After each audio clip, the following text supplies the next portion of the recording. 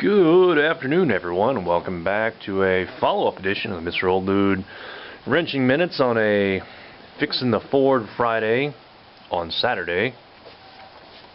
So, all things considered, this is a 2002 Ford Ranger Edge, two-wheel drive, extended cab with the 3-liter Vulcan flex fuel engine.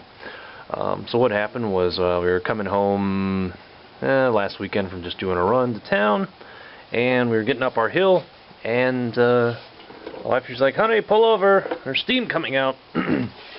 So what had happened was, over here on the side of the radiator, see if I can get a good light on it, on the side of the radiator, as you can maybe able to see, right next to the neck right here, kind of hard to get light on it, but you may be able to see. This is a little better. There's a crack running from about here all the way up to here, and it just split and blasted out probably at least maybe a good third of the coolant on the top of the engine. So all things considered, in the years that my wife had this truck, it really never left her stranded until this point, and when it did, it happened less than a mile from home, so we just walked it and had a friend tow us up the hill. So what we're going to do today is I picked up a radiator in that box right chair, and we're going to drop it in. And this job is going to be somewhat easier than replacing the kind of the timing cover gasket, which is buried in here somewhere, that I've done once before, but other people have done videos and that wasn't really important. I think people have done videos with this too, but so we're gonna just walk through taking off the radiator and also swapping out the thermostat, which is kind of buried underneath here, so I'll probably get this off and probably undo this and move that out of the way. So the first thing we're going to do, we're going to crawl under here. Ooh. Grab my light so I may be able to see.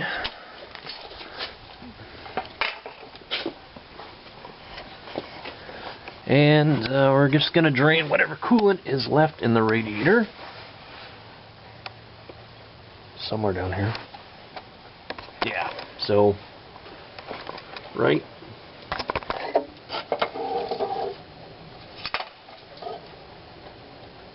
there, this little plastic piece.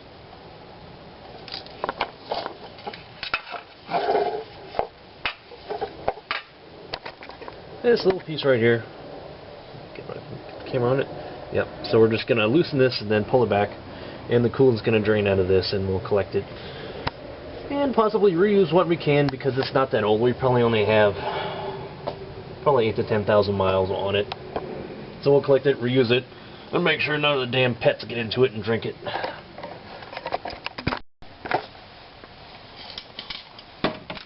Whoops.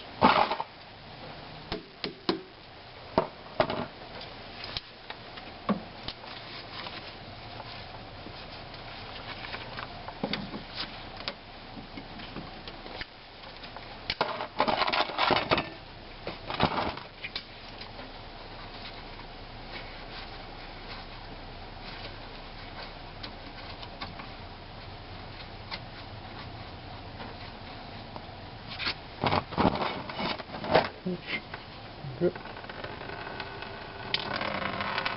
Yep. Oh crap.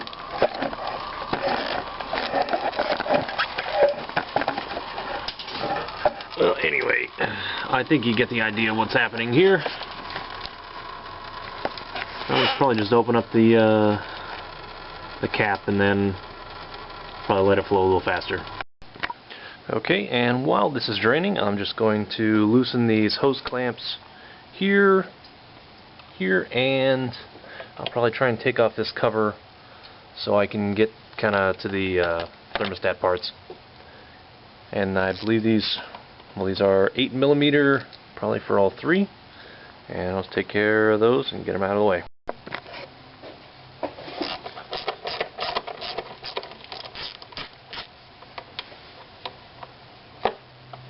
Save that. Slide this out of the way. And great, we have a lot better access now. That'll help a lot. Okay, the next item I'm going to work are the lines for the transmission cooler, which are here and down there. Kind of see it here, maybe. Anyway, it looks just like this line. It runs in the same place, one upper, one lower. And in case, well, if your radiator isn't blown like mine, one thing I noticed was this was a little bit sticky after the last time I had it off. So if you're worried about cracking it even more, or if it's still in good shape and you just need to get the radiator off, I believe this is about a 1 inch. I just put a crescent wrench on it just to kind of back it up, and then broke that free. Okay, so I have the transmission coolant lines, or transcoolant lines, taken out above and below, and the next item up is what I think I don't actually have to pull the fan shroud for this.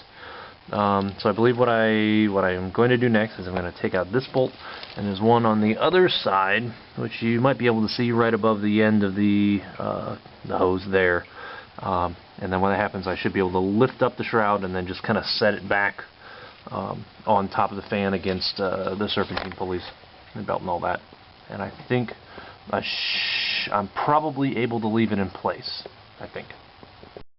One item I did forget to mention was when I was pulling out these bolts right here. These are just simple 10 millimeters, and yeah, as I suspected, just those two bolts. And I just lifted it right up and off. And let me see if I get down in there. And yeah, that's pretty much just the back side of the radiator. And so I think what I'm going to do now is I'm going to go to these little snap rings, or whatever you want to call them, hose clamps, and just needle those pliers or channel locks or whatever you have handy, and just loosen those and slide them back, and then you can slip off the hoses. So we have the upper and the lower down here on the driver's side. Alright, and so what I've done during the cut was I pulled out these two bolts here, one on this side and one on the opposite. They're a bit long, but they're also 10 millimeter. And pulled the two radiator hoses. Yeah, I just hooked up the channel locks, clamped these together, and just kind of wiggled it off. One of the things that is advisable when you're doing this job is, just inspect your hoses for cracking or hard spots or potential breaks, or because, if there's a time to fix them, now is a good time. Also down below I got the other lower radiator hose, and I put the drain pan below that to catch it. And I think one of the last things I have to do is just this little overfill hose here, which pretty much just slides right off and out of the way. And then with that, I think we're just about ready to lift out the radiator. Also, if you see that little plastic bit here, that's it clamps, or it snaps into the bottom of the radiator, and you'll want to push that out and slide it back. So, okay, now I think, yeah, we're going to lift it right out.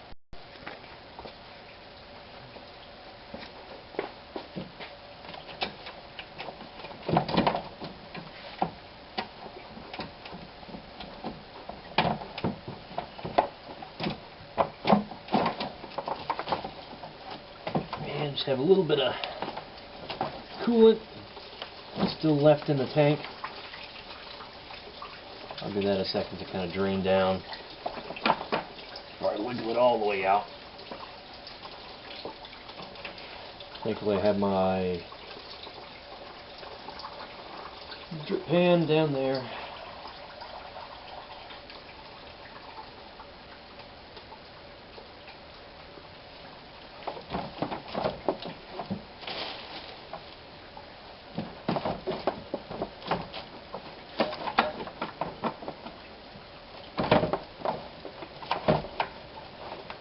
Shroud's getting caught on the lower. Oh, there we go. radiator hose connection.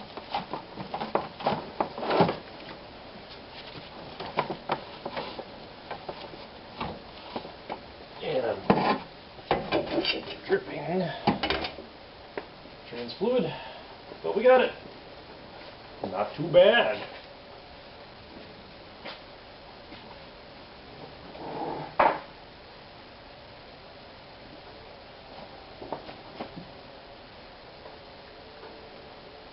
Not too bad.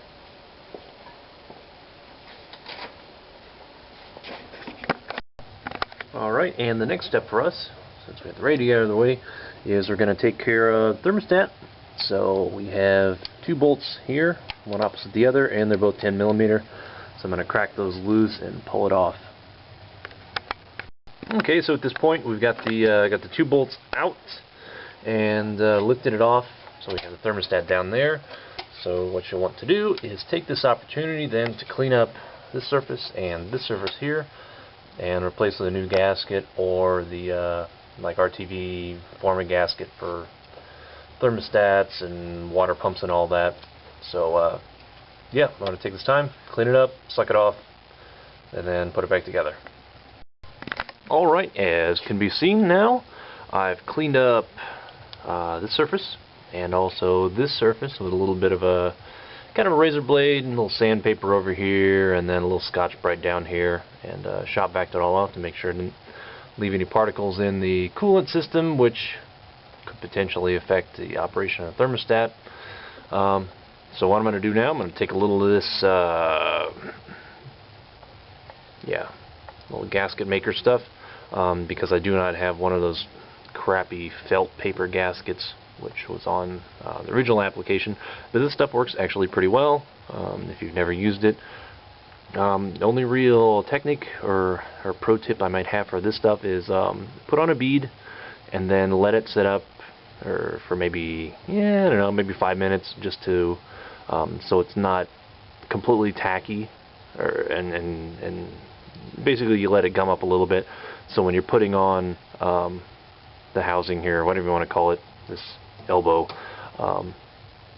if you're not on it 100%, then it doesn't completely smush and gush around, because I did that once before and kind of had a little bit of a leak and I had to redo it. So yeah, I'm going to put this on and then we'll begin putting it back together. And I guess the only real major thing to kind of take away from this, or just kind of a rule of thumb in case you're second guessing yourself, when this goes back together, going through my box here, you will always want the spring side of the thermostat facing down towards the engine, and in this case it probably doesn't matter so much, but this little breather tube, if you have a thermostat that's on, if you're ever doing this on the side, if it's mounted vertically, you'll want this little bubbler breather right here, mounted on the top. Otherwise, this probably shouldn't matter, but it does seem like the front of the engine's a little bit higher than the rear, although I am kind of parked on an angle, so I'll probably just put it in this way. I doubt it matters in this case. Okay, at this point, what I did was, I don't think it really needs to be shown, but I squirted a thin little bit of gasket on there, liquid gasket, put the thermostat in with the spring side down towards the engine, then put the bolts in, put it on, and then snugged it down just a little bit. I'm going to wait probably 5-10 minutes for the stuff to cure up a little bit more, and then I'll snug it just I don't know about all the way, but just a bit more at least, just to make sure, because it's still pretty liquid, that I don't have too much squeeze out and just get rid of everything that I put in there, because I want at least some amount of gasket. And then after that, I'll begin putting everything back together. Okay, and now as of this point, I have completely snugged down the thermostat housing device, whatever you want to call it, and I have pulled the new radiator out of the box, and I have transferred this little air shield, I guess if you want to call it, off the old broken one. And also, while I'm at it, I'm just going to leave the cap here, because I bought a replacement. I guess one of the Oh, one of the things I recommend when you're doing this sort of job is, yeah, replace the thermostat. Check the hoses. Obviously, if your radiator's not bad, or you blew it. Also replace the cap itself. I guess because if it's not letting out the pressure it needs to, then it can theoretically build up too much pressure, and I suppose potentially blow out your new radiator if that happened to be the culprit. So, got the new cap, I'll put that on, and at this point, yeah, it looks like pretty much a direct fit, so I'm just going to lift it up and set it back in as per reverse of the disassembly. Alright, and we got the new radiator in. So at this point, I'm probably just gonna finish putting everything back together. So these two transmission lines, the two bolts that hold it in place, it just dropped right in. This is a Spectra, I think. Yeah, I think it's a Spectra radiator. If I'm wrong, I'll kind of put up a comment. But so after that, yeah, those two, the two bolts for the shroud. Then the line's on, or the hose is on. All this piping, and then I'll probably let someone else go through the process of actually bleeding and filling this thing, because I don't quite have the proper tools. So anyway, this isn't too bad at all. If you're not actually taking your sweet ass time like I did, you could probably get in and out within, I'd say, maybe an hour and a half, if you're just doing this by video. But it's really not that bad. Just some simple hand tools and, yeah, some parts. Alright, thanks a lot. Good luck.